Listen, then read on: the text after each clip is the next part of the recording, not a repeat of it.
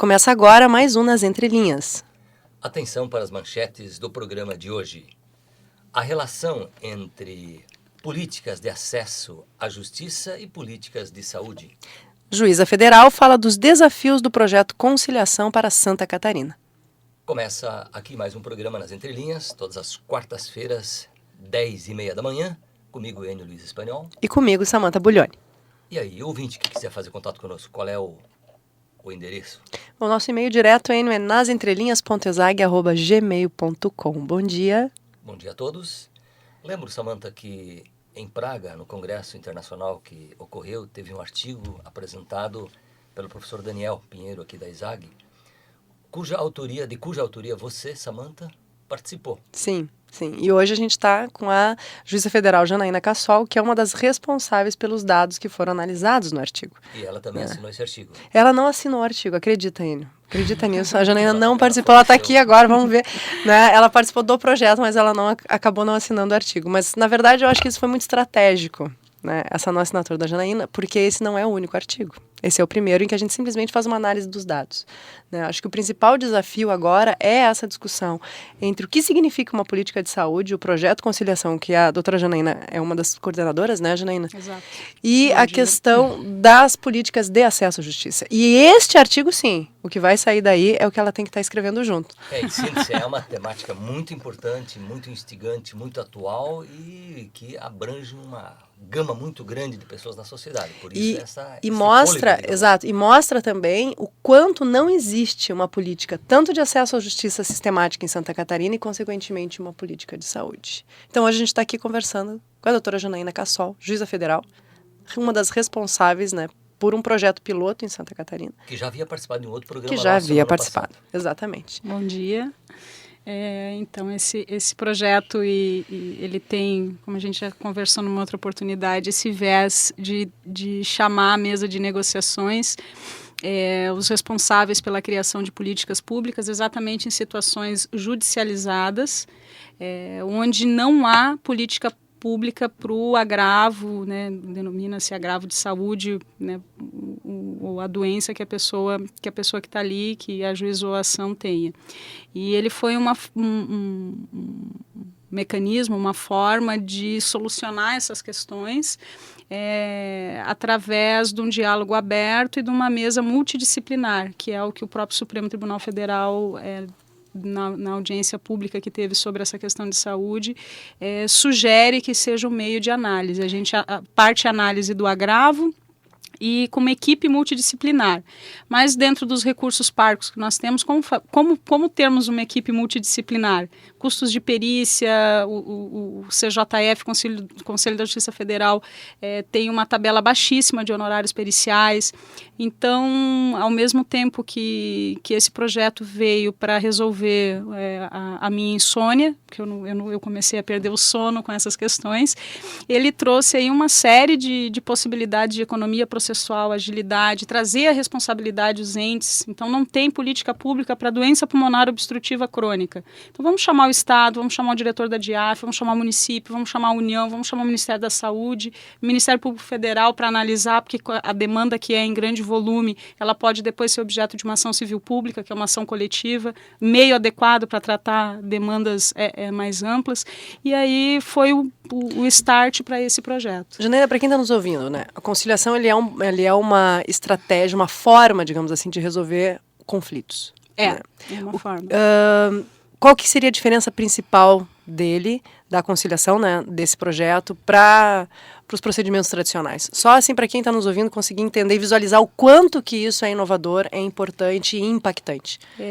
O meio usual de solução de conflitos judicializados é o meio impositivo, de adjudicação, que chamam, né, numa linguagem específica, e simplificando, o juiz decide ou a juíza decide. É uma decisão por uma única pessoa a partir da análise dos fatos. Então, a conciliação é uma decisão conjunta e uma retransferência, não sei se existe a palavra, da responsabilidade de quem está ali. Então, você devolve a responsabilidade para que aquelas pessoas juntas, mediante um diálogo, encontrem uma solução para aquele conflito ali. Eu posso dizer que enquanto no procedimento normal eu busco que o pai me diga o que fazer, na conciliação eu sou ator do processo e eu decido junto. Isto. assume a responsabilidade. Assume a responsabilidade. E a sociedade civil começando a assumir ela própria a solução dos seus problemas. Exatamente, porque a gente conversa com o seu José, que tem um problema cardiovascular, e conversa com o médico do seu José, que não prescreveu nenhum medicamento previsto na relação do SUS para tratamento daquele disponível.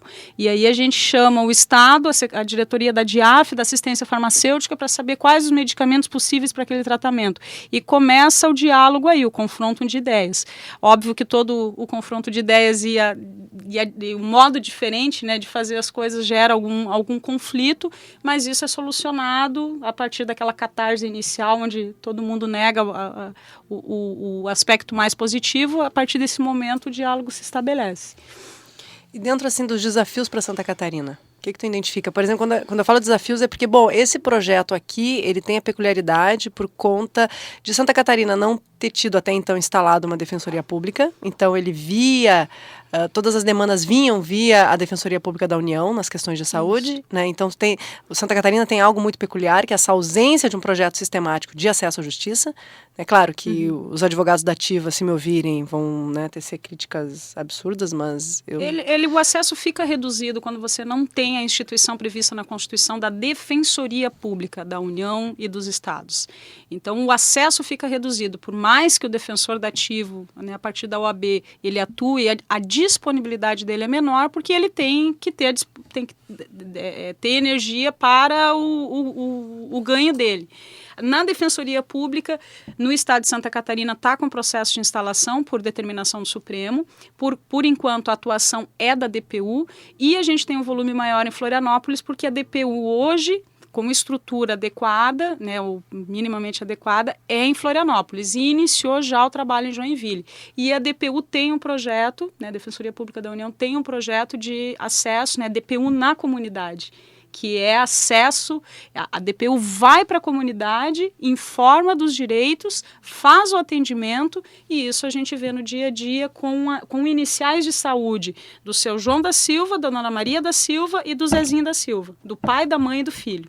Então, são 3 ações diferentes, oriundas do quê? Do conhecimento que a população tem que ter dos seus direitos e do caminho que ela tem que ter para poder acessar a jurisdição. Porque se ela só souber do direito e não tiver como acessar, não saber o caminho, não é a mesma coisa que nada. E do dever dela também nas questões, né? Saúde é direito e é dever. Então, dentro de um estado como o nosso, né, que é um estado rico em natureza, em tudo, é um dever também da gente cuidar da nossa saúde. Janaína, você dizia no início que você tocou esse projeto em função da tua insônia. Aí eu perguntaria se, pelos resultados atingidos até esse momento, voltasse a dormir tranquila?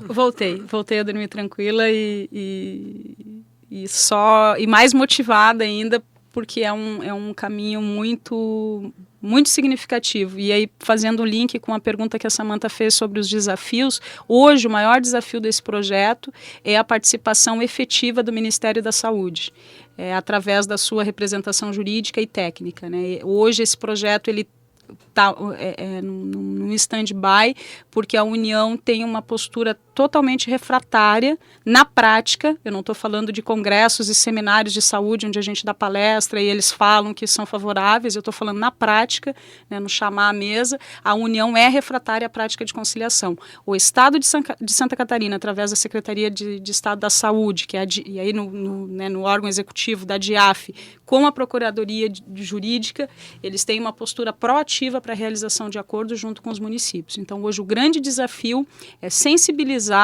institucionalmente o Ministério da Saúde e a sua consultoria jurídica acerca da validade do projeto. Dá para quantificar? Acho que é um pouco difícil, assim, resultados. Quando eu faço essa pergunta da insônia ou do dormir bem, eu me refiro aos resultados em si. Os resultados das audiências. Das audiências? Das audiências, dessa busca da conciliação. Se você considerar uma média de 5 a 6 pedidos de tutela antecipada por dia, onde o magistrado tem que decidir se defere ou não a tutela, que concede ou não o medicamento, e ao analisar, simplesmente chega no final, né, bate o ponto, entre aspas, e você não sabe o que... Eu no caso, né, não sabia o que fazer, se pelo sim, pelo não, com ausência de informações, de contato, de conhecimento. Então, hoje, Hoje a segurança, o projeto iniciou em setembro de 2009 e foi mantido o êxito com prática efetiva de conciliação até final de 2011, né, com algumas audiências ainda em 2012. Então teve mais ou menos de 300 a 400 audiências realizadas com 60%, 65% se eu não me engano, de acordos. 497. Então, acho que era isso. Aqui... se não me engano, esse é o número que eu tenho que está no E no de material acordo, que eu acredito que a média tenha ficado em 60%. Sim, né? sim. Então, é uma solução, a solução efetiva encontrada, a pacificação do conflito, porque aí você já agrega, a DIAF vai lá e já cadastra aquela pessoa, atualiza os dados daquele cidadão, informa que existe um programa de saúde familiar, informa que tem que acessar no posto médico. Na hora de conciliar, a União paga tal parte, o Estado paga um outro percentual e já compra, a entrega é para o município é no posto de saúde e tal, todas essas informações saem ali. Então, a medida e a participação nessas audiências começa a dar um conhecimento empírico, né, não ainda científico, porque não vai, mas dá um conhecimento para o magistrado no momento de analisar uma tutela. E isso é uma coisa importantíssima, Enio, porque um discurso que se faz de críticas à judicialização é que o Poder Judiciário e o Estado fica à mercê, por exemplo, de interesses privados, como, por exemplo, de interesse de laboratório. Esse tipo de estratégia permite que a instituição judiciária ela tenha condições de decisão através de uma análise do banco de dados pela experiência. Então, sistematiza algo que faz com que todas aquelas interferências privadas de tentar, digamos assim, colonizar o Estado não se realizem, porque tu fortalece o Estado. Então, para mim, na análise que eu faço desse projeto, essa é uma das coisas mais importantes. Tu dá transparência para as práticas do Estado, mas tu fortalece as instituições. O resgate da responsabilidade de cada um também, cada ente, inclusive do cidadão, e o fortalecimento do Sistema Único de Saúde, né, que o nosso Sistema Único merece respeito. Então a gente tem que ter essa atenção. Como em todas as instituições, há isto e há aquilo. E considerando que o Poder Judiciário é um poder que tem que estar a serviço, como os outros poderes, da população, esse é um trabalho social fundamental, no meu ponto de vista. Com certeza. Uma pergunta, doutora Janaína, como é que ficou institucionalmente no Poder Judiciário, na Justiça Federal de Santa Catarina, digamos assim, a aceitação da conciliação? Foi fácil? Foi um processo suave ou teve que matar alguns leões, assim? A gente sempre tem que matar alguns leões quando você... pensa e tenta colocar um projeto que dilui o exercício do poder. Então, essa é a grande, essa temática, essa pergunta, ela vale... Dilui os apegos, né? Exato, essa pergunta vale para tudo que tem de exercício de poder, porque o magistrado, para ele ele atribuir um sistema de conciliação, ele dilui o poder de decisão, porque ele partilha esse poder. Mas então, é um paradoxo, né? Porque o Poder Judiciário fica mais poderoso com isso, né? Exatamente. No empoderamento do cidadão é o empoderamento de todos nós, que trabalhamos no serviço público.